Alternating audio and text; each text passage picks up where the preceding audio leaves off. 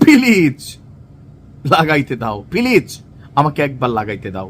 আম sorry আমার ল্যাঙ্গুয়েজের জন্য, but আপনাদেরকে একটা ভিডিও দেখাচ্ছি, তারপরে বলছি ভালো মানে বাকি কথা আপনারাও। এখন আসেনি, তার আগে আপনি এই কাজটা করলেন, তো আমি তো বলবো যে আপনি এনসিপির প্ল্যাটফর্মটাকে ব্যবহার করে যথেষ্ট পরিমাণ প্রতিষ্ঠিত হয়ে এখন আপনি নিজের ব্যক্তিগত এই সিদ্ধান্তটা নিলেন, এটা উনি করেছেন। যাই হোক, ওনার সিদ্ধান্ত ওনার, আমাদের দলের মতো থাকবে, একটা দলের মেইন স্ট্রিম।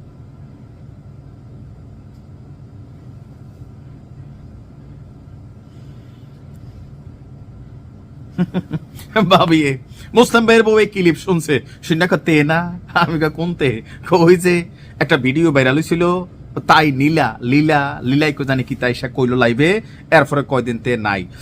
তো যাই হোক, তুষার এবং লাগাইতে দিবা এটা একটা ভাইরাল ওয়ার্ড হয়ে গেছিল, যদিও এটার পরে তুষার এটার ব্যাখ্যা দিছে। আমরা মনে করি তার বিরুদ্ধে এটা গভীর রাজনৈতিক একটা ষড়যন্ত্র ছিল। যাই হোক, তুষারের যে বক্তব্যটা শুনছেন, আমার এই বক্তব্যের মধ্যে তীব্র আপত্তি আছে। দেখেন, আমি এনসিপির মধ্যে যারা আমার নিয়মিত অডিয়েন্স আছেন, দুইজন মানুষকে আমি সবসময় সাপোর্ট করি টোটাল এই টিমটার মধ্যে। একজন হচ্ছে তাসনিম জারা, আরেকজন হচ্ছে হাসনাত আব্দুল্লাহ। আর বাকি যেগুলো আছে এগুলা নিয়ে আমি আসলে আর মন্তব্য আজকের ভিডিওতে করতে চাই না। এখন সারওয়ার তুষার তার দলের পক্ষে কথা বলতে গিয়ে যখন বলল এনসিপির মাধ্যমে তাসনিম জারা নিজেকে প্রতিষ্ঠিত করে ফেলছে। আচ্ছা, এই জুলাই অভ্যুত্থানের আগে তাসনিম জারারে কে কে চিনছেন?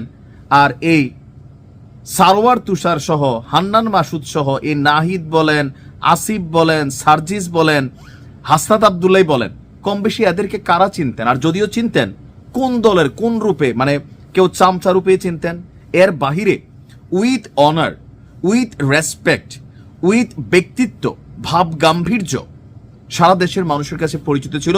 এই টোটাল টিমের মধ্যে একটা জন, সে হচ্ছে কে? ডাক্তার তাসনিম জারা।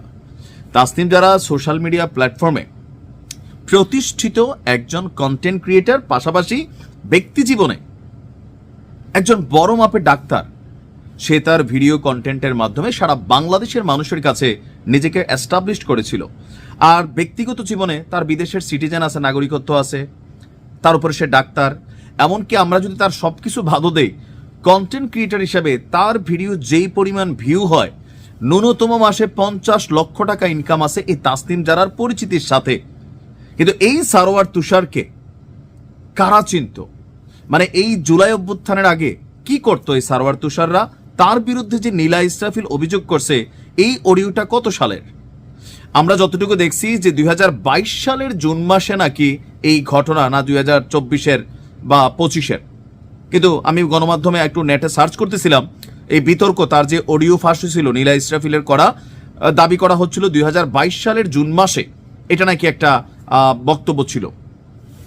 তখন তারা এগুলোতে ব্যস্ত ছিল। কেউ গোলাম রাব্বানীকে তৈলমর্দনে ব্যস্ত ছিল, কেউ সাদ্দাম হোসেনকে তৈলমর্দনে ব্যস্ত ছিল, কেউ জয় বাংলার স্লোগানে ব্যস্ত ছিল। এরা যখন আবার তাসনিম জারাকে নিয়ে সমালোচনা করে, আমি এটার তীব্র প্রতিবাদ করি যে তাসনিম জারা সে এনসিপির প্ল্যাটফর্ম ব্যবহার কইরা সে নাকি নিজেকে এস্টাবলিশ করে এখন এনসিপির সাথে পল্টি নিচ্ছে। কেন ভাই? আপনাদের যে রাজনৈতিক এথিক্স, আপনাদের যে দর্শন, প্রথম থেকে তো এটা ভেজাইল্লা।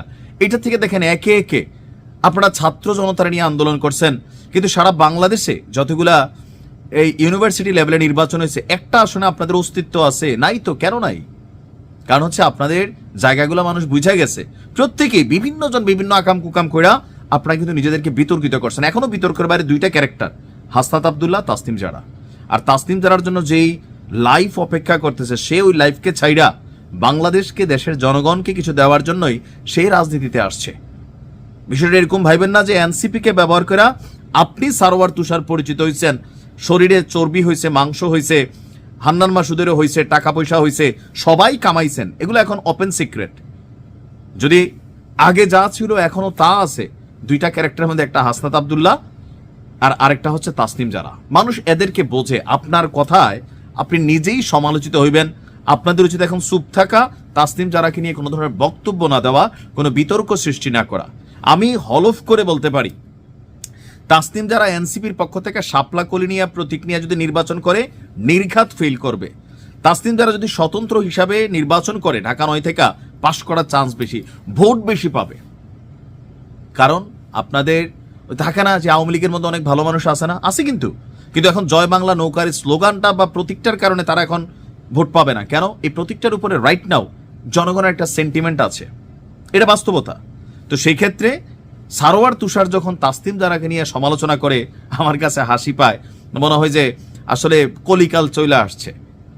উইথ ডিউ রেসপেক্ট, সারোয়ার তুষারের মন খারাপ হইতে পারে, কিন্তু আপনার কমেন্টটা কোনোভাবে আমি নিতে পারলাম না। এটা আমি আমার ব্যক্তিগত জায়গা থেকে আপনার সমালোচনা করলাম, আপনার বোধোদয় হওয়ার জন্য। ভালো থাকুন।